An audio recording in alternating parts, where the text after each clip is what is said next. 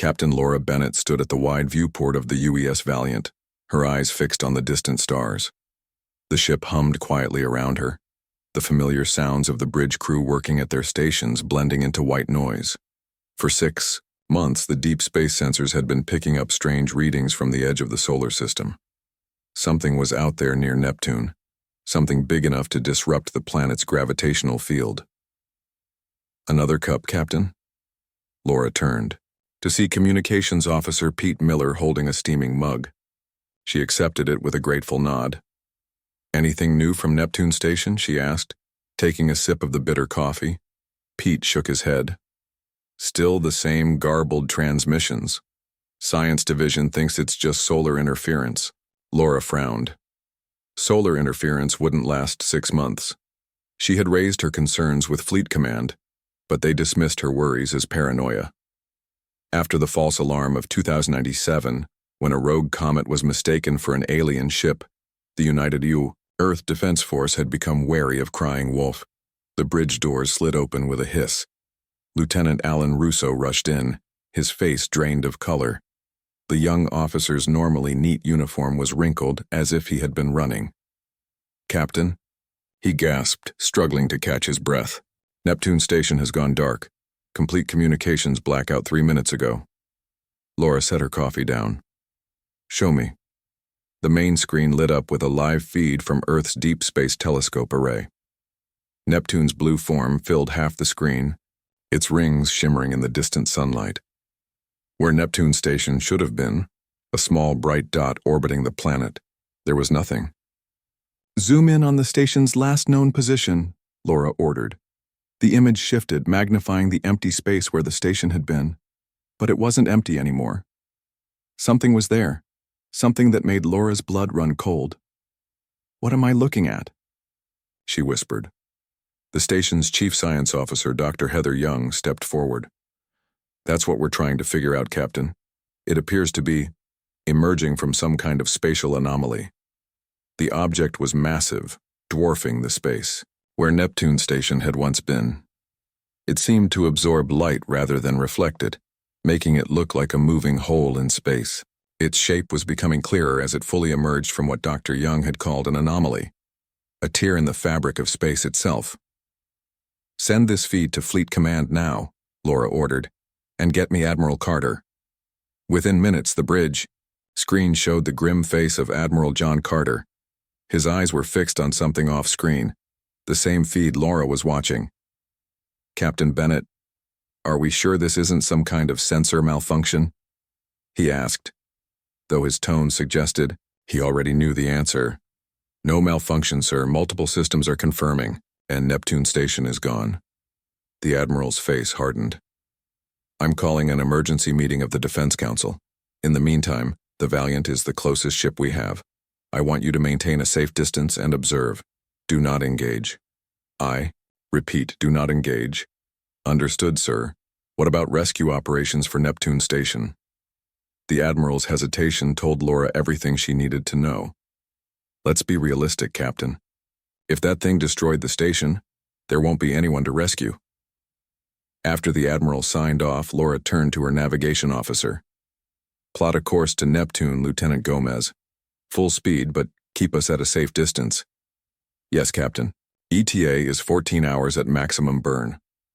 As the Valiant changed course, Laura gathered her senior officers in the ship's conference room. The wall screen showed the mysterious object, now fully emerged from the spatial anomaly. It was ship-like in appearance, with a design unlike anything human engineers had ever created. Its surface was smooth and dark, with no visible windows or external structures. The size was difficult to comprehend. Early estimates put it at nearly 1/8 the size of Earth's moon. "The science team is calling it the Dreadnought," Dr. Young explained, "based on its size and the way it just appeared." "Any attempts at communication?" Laura asked. Communications Officer Miller shook his head. "We've tried all frequencies and protocols. No response." "What about its capabilities?" "Weapons?" Security Chief Vince Rodriguez looked up from his tablet. "Unknown, but considering what happened to Neptune Station, we have to assume it's hostile and heavily armed." Laura nodded. Let's not jump to conclusions. The station could have been collateral damage from whatever method this ship used to enter our solar system. Captain, Dr. Young said, her voice quiet but firm. The odds of this being a peaceful visit are not good. The method of arrival, the lack of communication, the design of the vessel, it all suggests caution at best. Preparation for conflict at worst. Laura sighed. Noted, Doctor, but until we know more, we follow protocol. First contact procedures remain in effect. Over the next 12 hours, the situation deteriorated rapidly. The Dreadnought began moving toward Earth, its massive engines, leaving a trail of exotic particles that baffled Earth scientists. 3 more defense ships joined the Valiant, forming a loose observation network around the intruder. Then, without warning, the Dreadnought stopped. A signal burst from it, powerful enough to be picked up by every communication device in the solar system. It wasn't language, at least not any language humans recognized, but a series of mathematical sequences. Dr. Sam Carter, Earth's leading xenolinguist, was rushed to the Valiant by special transport. Within hours of studying the signal, his face was grim as he briefed Laura and the assembled officers. It's a countdown, he explained. The sequences are universal mathematical constants, arranged in a pattern that clearly marks the passage of time. And if I'm right about the scale, we have exactly 72 hours until something happens. Could it be a greeting? A request for a meeting? Laura asked. Dr. Carter shook his head. The signal concludes with what can only be described as an ultimatum, the mathematical equivalent of surrender or die. There's no ambiguity in mathematics. The room fell silent. Laura looked around at the faces of her crew, some frightened, some determined, all waiting for her next decision. Then we have 72 hours to change their minds, she said finally. Fleet Command has authorized a direct approach. I'll lead a small team on a diplomatic mission to the Dreadnought. We leave in 2 hours. Has Laura prepared for what might be humanity's most important and dangerous first contact? She couldn't shake the feeling that this was only the beginning of a much longer story. Whatever happened in the next 3 days would define the future of the human race. And somewhere in the vast darkness of the Dreadnought, something was waiting for them. News of the Dreadnought spread across Earth like wildfire. People gathered in homes, bars, and public squares to watch the live feeds from space. The massive dark ship hung in the blackness like a deadly promise. President Olivia Martinez stood before the United Nations Security Council in New York. Her normally perfect appearance showed signs of strain. She had not slept in 36 hours. The time for national interest is over, she said, her voice firm despite her exhaustion. We face extinction unless we stand together. For once, there was no debate. Within hours, the Emergency Earth Coalition was formed, pooling military resources from every nation. But everyone in the room knew the truth. Earth's weapons were toys compared to a civilization that could tear holes in space. In a secured bunker beneath Denver, Dr. Jack Nelson ran his hands through his messy brown hair. Computer screens surrounded him, each displaying different simulations of the Dreadnought's possible weaknesses. Run it again, he told his team. There has to be something we're missing. Dr. Kathy White, his chief assistant, placed a hand on his shoulder. Jack, we've been at this for 18 hours straight. The team needs rest. Jack shook his head. We have less than 60 hours left. Sleep when we're dead, which might be soon if we don't crack this. Project Sentinel was Earth's last hope, a theoretical weapon designed to disrupt the exotic matter that seemed to power the alien vessel. The science was sound, but moving from theory to working prototype in 3 days seemed impossible. Dr. Nelson, a voice called from across the lab. It was Ben Fisher, the team's youngest physicist. I think I found something. Jack rushed over. Ben had been analyzing the energy readings from the Dreadnought's engines. See this pattern? Ben pointed to a wave on his screen. It pulses every 8.3 seconds. If we can match that frequency, but phase shifted exactly 180 degrees. Jack's eyes widened. We could create destructive interference like noise-canceling headphones but for their engine signature. Exactly. Ben said. We wouldn't need to match their firepower. We just need to shut them down. For the first time in days, Jack felt a spark of hope. Let's get to work. Meanwhile, aboard the UES Valiant, Captain Laura Bennett prepared for her mission to the Dreadnought. Her small team included Dr. Sam Carter, the xenolinguist who had decoded the alien message, and Commander Eric Winters, representing Earth's military interests. Final equipment check, Laura said as they boarded the shuttle.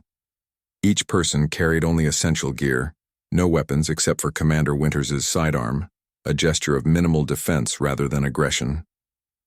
Captain, Eric said quietly as they strapped in. What if this is a one-way trip? Laura met his eyes. Then we make it count. The shuttle departed the Valiant, tiny against the blackness of space. The Dreadnought grew larger in their viewport, its surface still absorbing light in a way that made it hard for human eyes to judge its distance. Approaching the coordinates they provided, said Lieutenant Kyle Reeves, their pilot. No sign of a docking bay or entrance. As if in response to his words, a section of the dark hull seemed to dissolve, revealing an opening large enough for their shuttle. Well, Laura said, looks like they're expecting us. The shuttle passed through the opening, which sealed behind them. They found themselves in a vast chamber that seemed to stretch for miles, far larger than should have been possible. It's like the ship is bigger on the inside, Dr. Carter whispered. They landed on a flat platform in the center of the chamber. The air was breathable according to their instruments, though it carried a strange metallic scent. Stay together, Laura ordered as they exited the shuttle. Dr. Carter, keep recording everything. They had taken only a few steps when the floor beneath them began to move, carrying them deeper into the ship. No aliens appeared to greet them. No voices spoke.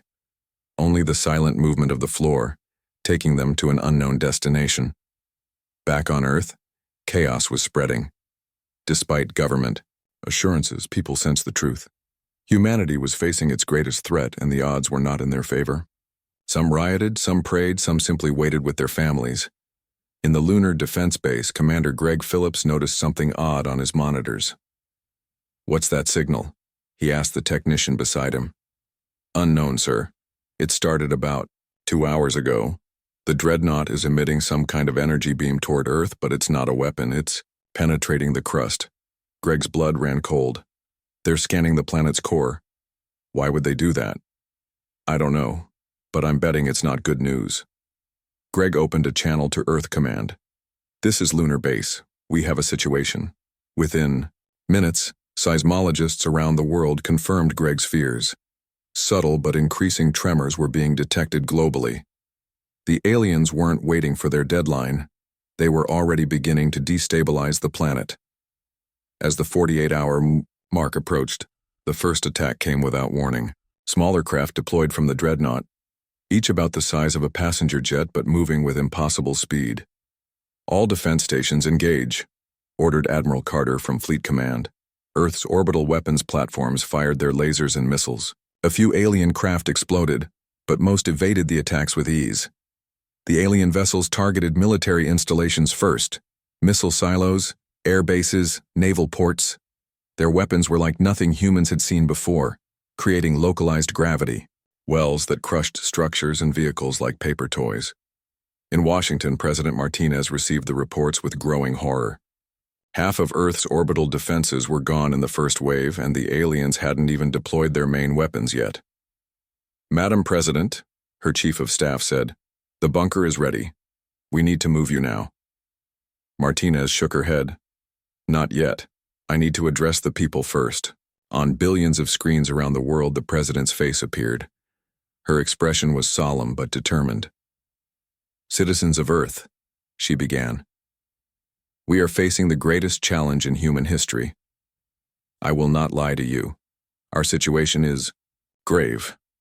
But humanity has faced extinction before, from ice ages to plagues to our own nuclear weapons, and we have always survived.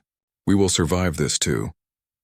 As she spoke, Dr. Jack Nelson's team in Denver made a breakthrough. Their prototype was crude, but their simulations showed it might work. Project Sentinel could disrupt the Dreadnought's power systems if they could get close enough to use it. We need to get this to the Dreadnought, Jack said, looking at the device they had built. It was the size of a small suitcase, heavy with advanced technology cobbled together from Earth's best labs. How? Asked Kathy.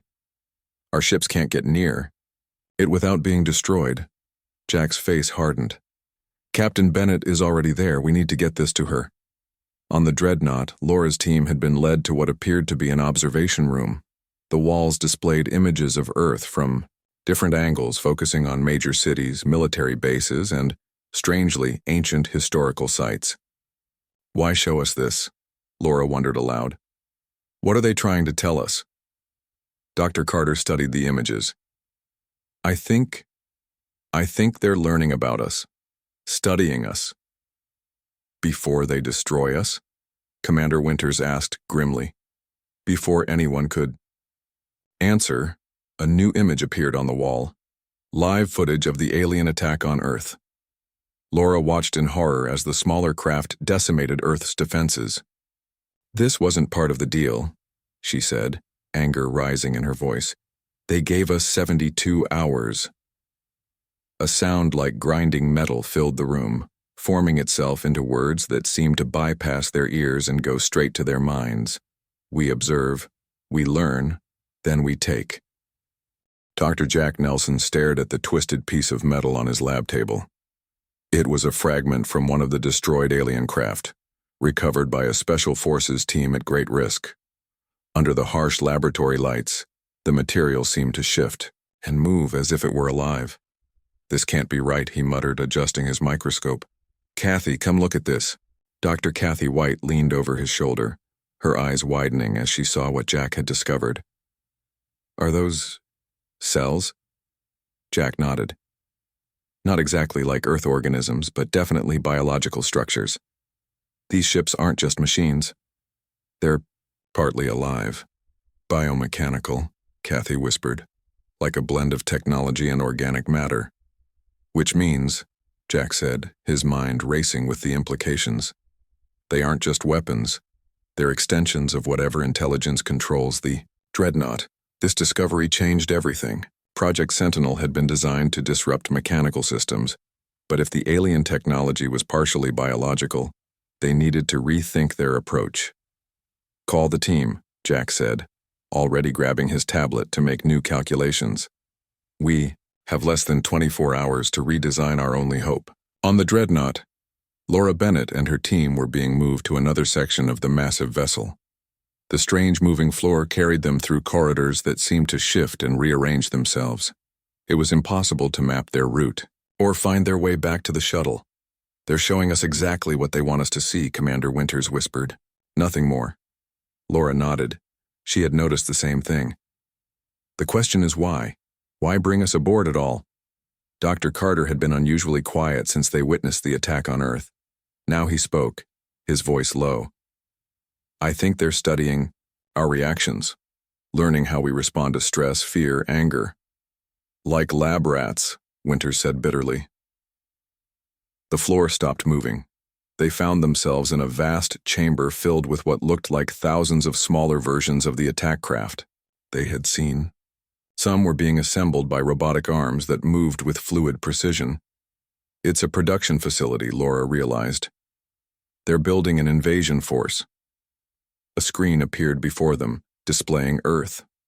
Small red dots appeared across the planet's surface, the locations of the current attacks. Then more dots appeared, then more, until the entire planet was covered in red. They're showing us their plan, Dr. Carter said. Total invasion. Laura felt cold determination replace her fear. Somehow, she had to get back to Earth with this information. But first, they needed to learn more. Look, she said, pointing to one of the partially assembled craft. No cockpit, no space for pilots. Remote-controlled? Winters suggested. Or autonomous, Carter added. Self-guided weapons. Laura moved closer to examine one of the completed craft. Unlike the rest of the Dreadnought, these smaller vessels had a slight green glow emanating from what appeared to be their power source. We call. Need to get one of these, she said quietly to Winters. If we could capture one intact, Earth scientists might find a weakness. Winters nodded almost imperceptibly. First chance we get. At Earth's Resistance headquarters, an underground facility in the Rocky Mountains, analyst Kim Reeves noticed something odd about the alien attack patterns.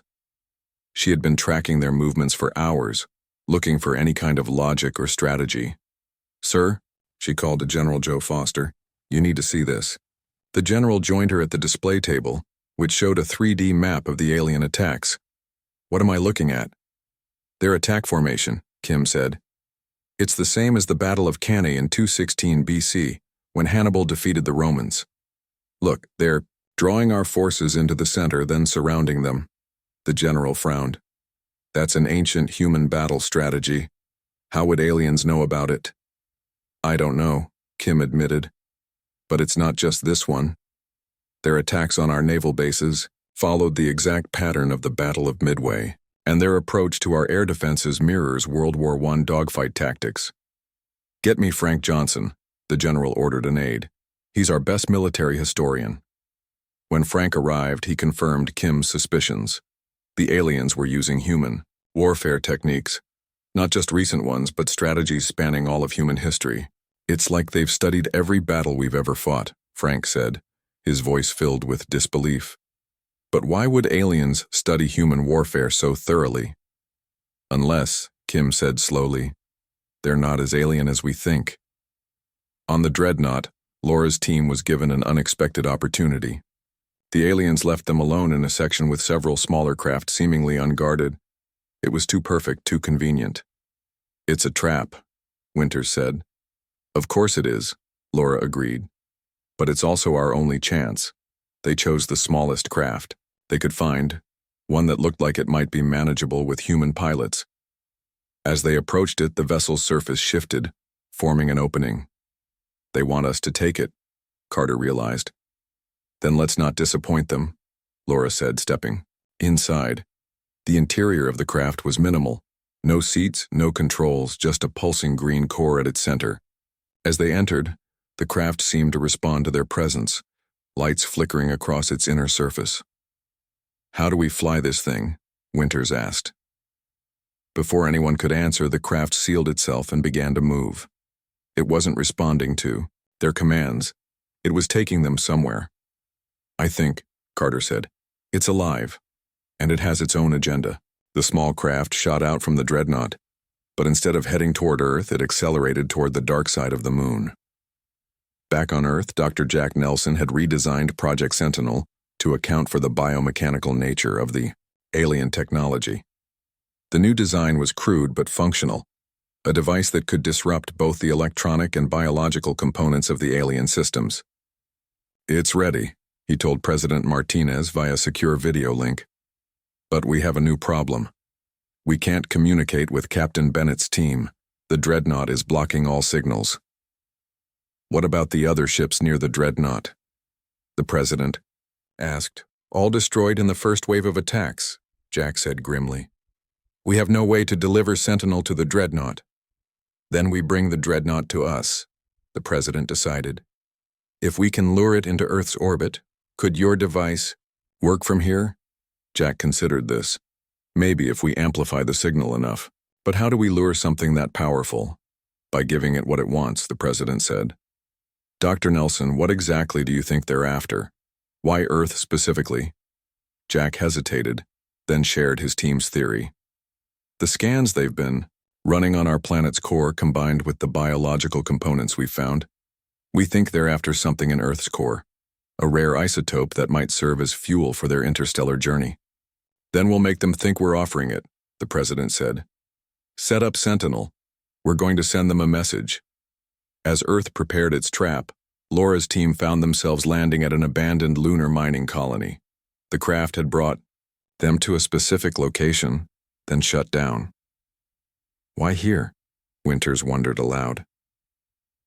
Laura stepped out onto the lunar surface, her suit's lights illuminating the dusty ground.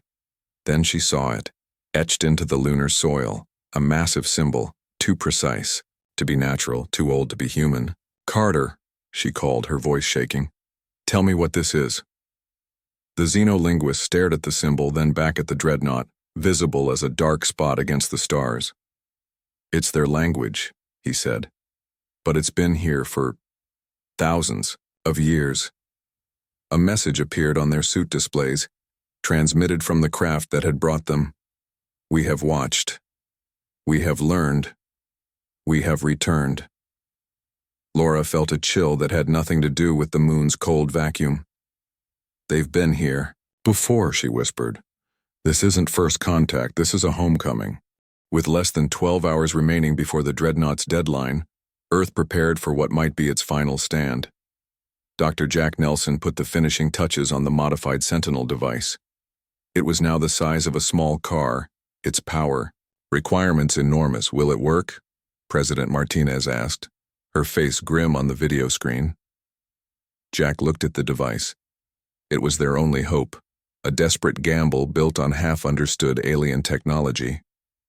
In theory, yes, but we need to get it close enough to the Dreadnought.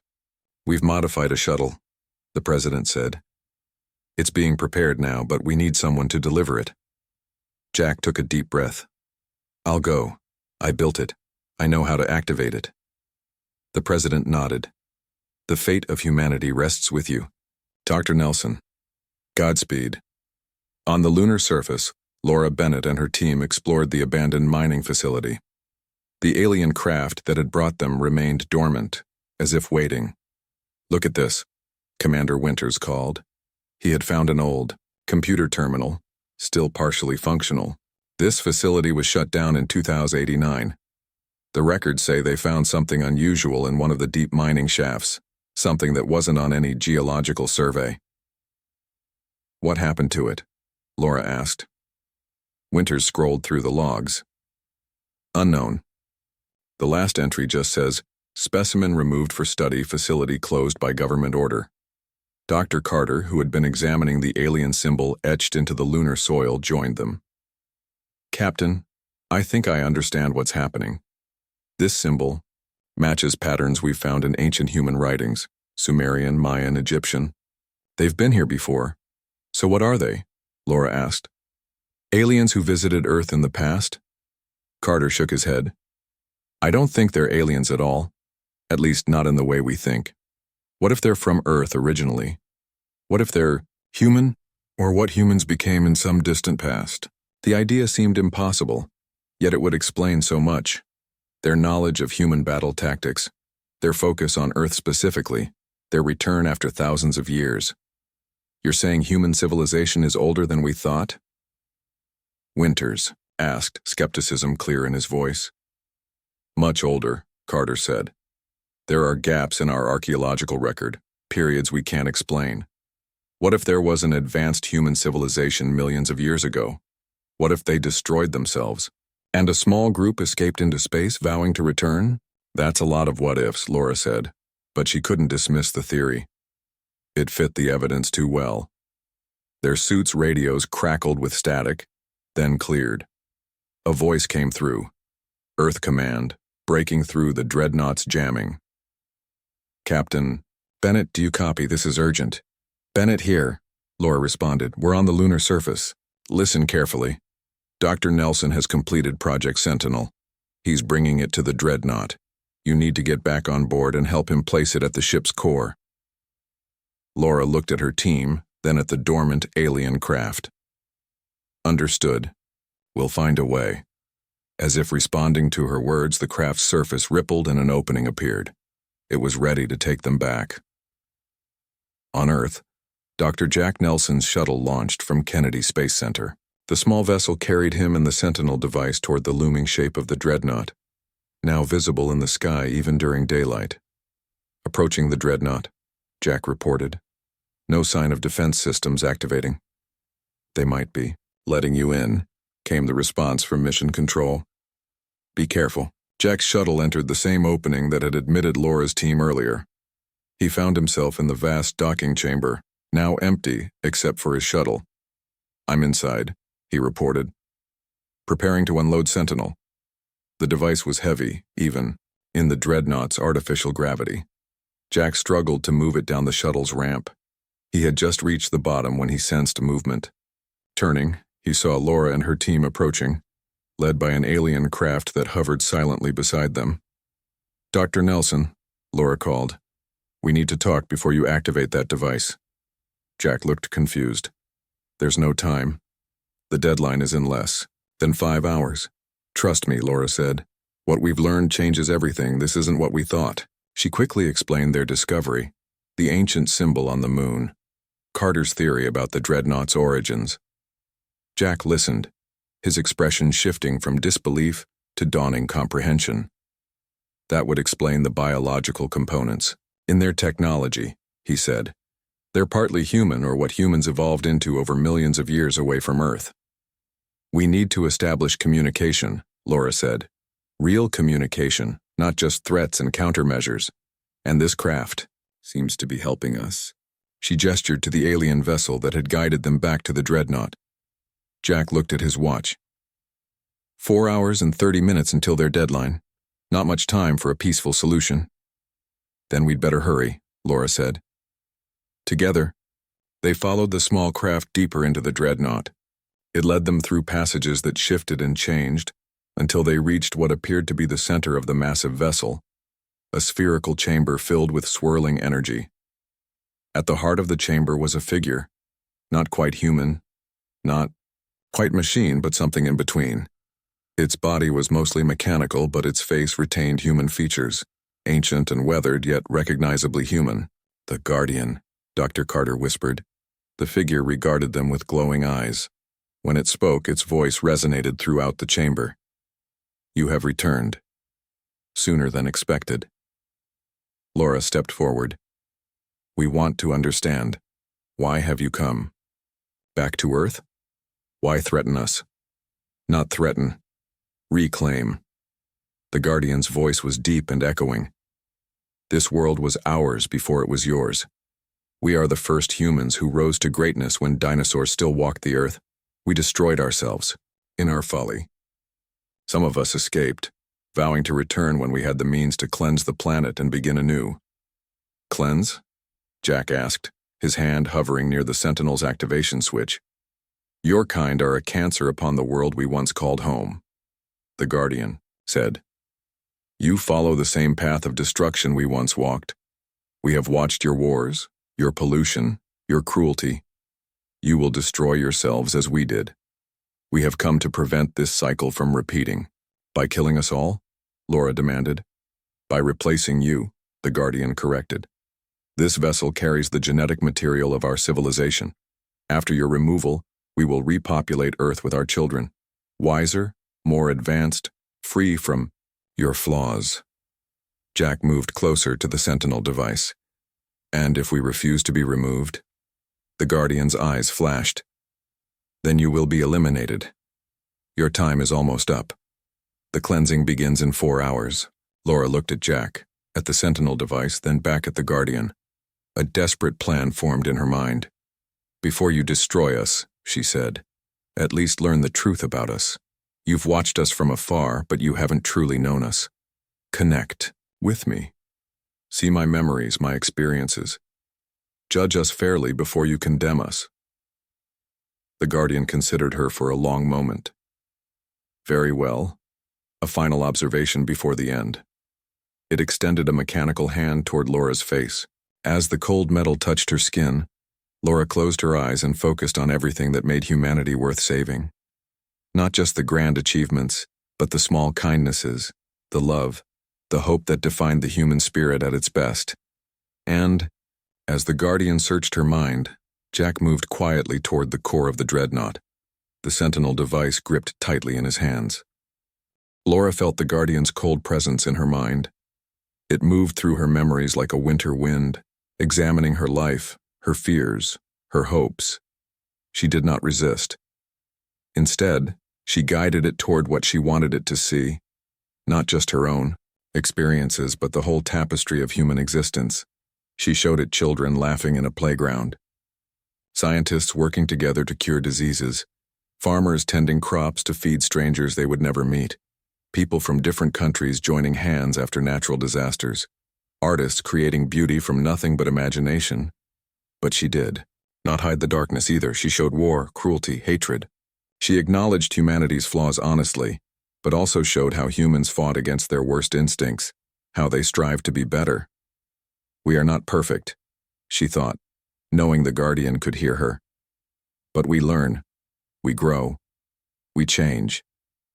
As the Guardian searched her mind, Jack Nelson quietly positioned the Sentinel device near what appeared to be the Dreadnought's main power core. His fingers hovered over the activation switch. He looked at Commander Winters, who stood ready to provide cover if needed. One nod from Laura, and they would trigger the device, hoping it would disable the Dreadnought long enough for Earth to mount a counterattack. But Laura kept her eyes locked with the Guardian's glowing gaze. This wasn't the time for weapons. This was humanity's true final hour. Not a battle of technology, but a battle for understanding. Minutes passed in tense silence. Then, slowly, the Guardian withdrew from Laura's mind. Its mechanical face was unreadable, but something had changed in its posture. "You are not what we expected," it said finally. "You still carry the same flaws that destroyed our civilization, but you also possess something we lost long ago." "What's that?" Laura asked, her voice barely above a whisper. "Hope," the Guardian said. "We abandoned hope. We believed only in survival, in power, in control. We forgot compassion. In our quest to perfect ourselves, we lost what made us human." Dr. Carter stepped forward. "You said you were going to replace us with your children, but wouldn't they make the same mistakes eventually? Wouldn't the cycle just repeat?" The Guardian was silent for a long moment. "Perhaps. We believed ourselves to be perfect, yet we destroyed our world as surely as we feared you would destroy yours." "It's not too late," Laura said. "Not for us and not for you. We can learn from each other. Your knowledge, your technology, combined with our hope. Together we could build something better than either of us could alone." The massive chamber fell silent. The energy at the core of the Dreadnought pulsed slower, as if the ship itself was considering her words. Jack's hand still hovered over the Sentinel device. 3 hours until their deadline," he whispered to Winters. "We need to be ready." On Earth, President Martinez watched the countdown with growing dread. All communication with both Laura's team and Dr. Nelson had been lost. Military leaders pushed for a final desperate attack against the Dreadnought, knowing it would likely fail, but unwilling to face extinction without a fight. "Madam President," her chief of staff said, "we need to make a decision. The military is waiting for your order." Martinez closed her eyes briefly. "Hold position. Give them more time." "But Madam President," "I said give them more time," she repeated firmly. "If humanity is going to end today, let it be because we tried peace until the very last moment." In the heart of the Dreadnought, the Guardian made its decision. "We will not destroy your civilization," it announced, "but neither will we leave. We have traveled too far, waited too long." "What are you proposing?" Laura asked. "Coexistence," the Guardian said. "We will share our knowledge, help you avoid the mistakes that doomed us. In return, we ask for a place on the world that was once our home." Laura felt a wave of relief wash over her. "I believe Earth would accept those terms, but you need to stop your attacks immediately and recall your vessels." "It is done," the Guardian said. With a gesture, the energy in the chamber shifted. On screens around them, they could see the smaller attack craft withdrawing, returning to the Dreadnought. Jack stepped away from the Sentinel device, letting out a breath he hadn't realized he was holding. "We need to tell Earth what's happening." "Communications are open," the Guardian said. "You may speak with your leaders." Laura activated her comm unit. "Earth Command, this is Captain Bennett. Do you copy?" President Martinez's voice came through, clearly. "We copy, Captain. What's your status?" "Madam President," Laura said, "I'm pleased to report that we've reached an agreement. The attacks are stopping. The Guardian has offered peace and an exchange of knowledge." The relief in the President's voice was palpable. "Well done, Captain. Can you explain the terms?" Laura glanced at the Guardian, who nodded. "They're asking for coexistence, a place on Earth in exchange for sharing their technology and helping us avoid their past mistakes." After a brief pause, the president responded, "Tell them we accept, in principle.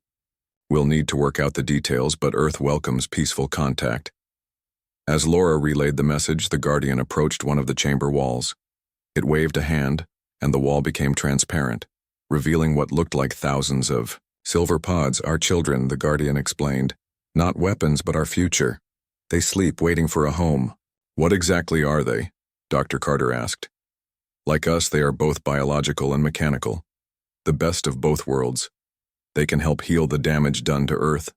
They can teach, they can build, and they can learn from you what we have forgotten." Jack examined one of the pods.